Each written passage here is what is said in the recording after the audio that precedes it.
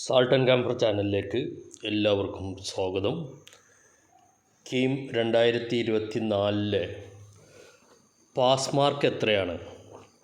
Engineering pharmacy കോഴ്സുകളുടെ pass mark എത്രയാണ് എന്നതിനെപ്പറ്റി ഞാൻ മുമ്പ് ഒരു വീഡിയോ ചെയ്തിരുന്നു. ആ വീഡിയോ കണ്ടവർ പലരും വീണ്ടും ചോദ്യങ്ങൾ ചോദിച്ച പ്രകാരം രണ്ടാമതൊരു വീഡിയോയും കൂടെ അതിനെപ്പറ്റി തന്നെ ചെയ്തിരുന്നു. ഇപ്പോഴും പലരും പാസ് മാർക്കിനെ പറ്റി ചോദിക്കുന്നുണ്ട്. അവർ ആ വീഡിയോ കാണാൻ ഡിസ്ക്രിപ്ഷൻ ബോക്സിൽ ഞാൻ അതിൻ്റെ ലിങ്ക് ഇടാം. ആ വീഡിയോ കണ്ടതിന് ശേഷം നിങ്ങൾക്ക് എന്താണോ മനസ്സിലാകുന്നത് അതനുസരിച്ച് പ്രവർത്തിക്കുക. ഇപ്പോൾ ഇത്ര മാർക്ക് കിട്ടിക്കഴിഞ്ഞാൽ അല്ലെങ്കിൽ കീം ക്വാളിഫൈ ചെയ്ത് കഴിഞ്ഞാൽ റാങ്ക് ലിസ്റ്റിൽ വരുമോ എന്ന് പലരും അന്ന് ചോദിച്ചിരുന്നു. ആ വീഡിയോയുടെ താഴെ തന്നെ കമൻറ്റുകളിൽ ചോദിച്ചിരുന്നു. അപ്പോൾ ഞാൻ അതിന് മറുപടിയും കൊടുത്തിരുന്നു. പാസ് മാർക്ക് മാത്രം പോരാ, അക്കാഡമിക് ക്വാളിഫിക്കേഷൻ കൂടി വേണം എന്ന് പറഞ്ഞിരുന്നു.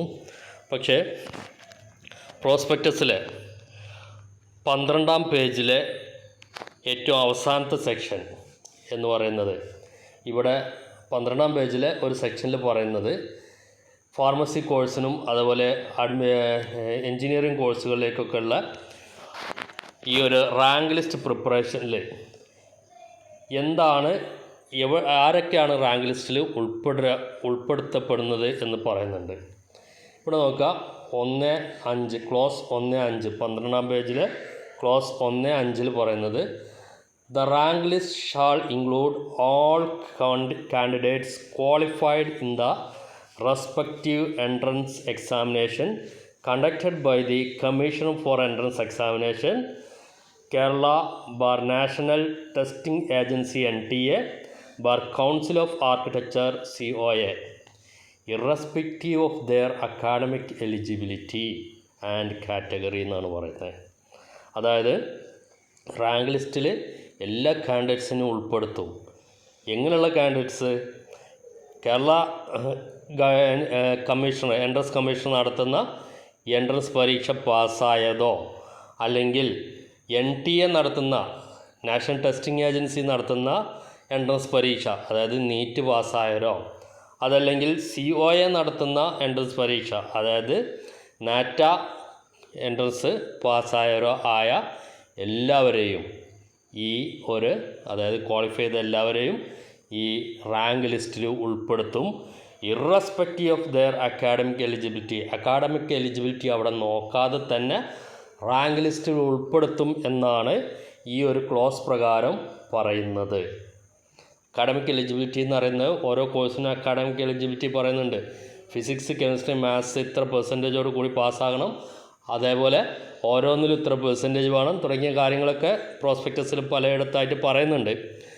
ആ അക്കാഡമിക് എലിജിബിലിറ്റി നോക്കാതെ തന്നെ എല്ലാവരെയും ഈ പറഞ്ഞ പരീക്ഷകൾ പാസ്സായ എല്ലാവരെയും റാങ്ക് ലിസ്റ്റിൽ ഉൾപ്പെടുത്തും. പക്ഷേ റാങ്ക് ലിസ്റ്റ് ഉൾപ്പെടുത്തി എന്നതുകൊണ്ട് നിങ്ങൾക്ക് അഡ്മിഷൻ ഉറപ്പാണ് എന്ന് എവിടെയും ഗ്യാരണ്ടി ഇല്ല. റാങ്ക് ലിസ്റ്റിൽ ഉൾപ്പെട്ടത് കൊണ്ട് അഡ്മിഷൻ ഉറപ്പായി എന്ന് ഗ്യാരണ്ടി ഇല്ല എന്നുള്ളത് പ്രത്യേകം മനസ്സിലാക്കുക. കാരണം ഈ ഒരു ക്ലോസ് പ്രകാരം അക്കാഡമിക് എലിജിബിലിറ്റി നോക്കാതെയാണ് റാങ്ക് ലിസ്റ്റിൽ ഉൾപ്പെടുത്തുന്നത്. അപ്പോൾ ഒരു കുട്ടി കീം എഴുതി ആ കുട്ടിയുടെ മാർക്ക് 600-ൽ 500 മാർക്ക് കിട്ടി. പക്ഷേ അതിൻ്റെ +2 മാർക്ക് നോക്കുമ്പോൾ അവിടെ മാത്സിന്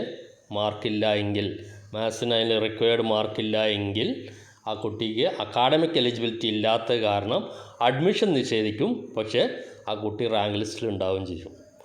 റാങ്ക് ലിസ്റ്റിലുണ്ട്, പക്ഷേ അക്കാഡമിക് എലിജിബിലിറ്റി ഇല്ലാത്തത് കാരണം അഡ്മിഷൻ നിഷേധിക്കപ്പെടും എന്നുള്ളത് ആണ് അതിൽ നിന്നും മനസ്സിലാകുന്നത്. അപ്പോൾ ഈ കാര്യം മനസ്സിലാക്കുക. റാങ്ക് ലിസ്റ്റിൽ ഉൾപ്പെടുന്ന എല്ലാവർക്കും അഡ്മിഷൻ കിട്ടിക്കൊള്ളണം എന്നില്ല. റാങ്ക് ലിസ്റ്റിൽ ഉൾപ്പെട്ടു എന്നുള്ളത് നിങ്ങൾക്ക് അഡ്മിഷൻ തരാനുള്ള ഒരു ഗ്യാരണ്ടി എന്നുള്ള രൂപത്തിൽ അത് പരിഗണിക്കുകയും ഇല്ല. അതേസമയം മാനേജ്മെൻറ്റ് കോളേജുകളിലാണെങ്കിൽ റാങ്ക് ലിസ്റ്റിൽ ഉൾപ്പെട്ടു എന്നുള്ള കാരണം അതായത് ക്വാളിഫൈഡ് ആയവരെയാണ് റാങ്ക് ലിസ്റ്റിൽ ഉൾപ്പെടുത്തുന്നത്.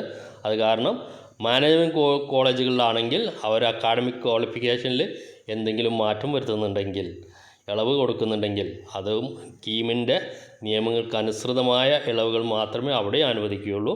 അതനുസരിച്ച് മാനേജ്മെൻറ്റ് കോളേജുകൾ സീറ്റുകളിലേക്ക് പ്രവേശനം നേടാം, ഒരുപക്ഷെ സാധിച്ചേക്കാം. അപ്പോഴും ശ്രദ്ധിക്കുക, തോറ്റവരാരും അവിടെയും എന്ത് ചെയ്യില്ല, ഈ സീറ്റുകളിലേക്ക് പരിഗണിക്കപ്പെടില്ല എന്നുകൂടി മനസ്സിലാക്കുക.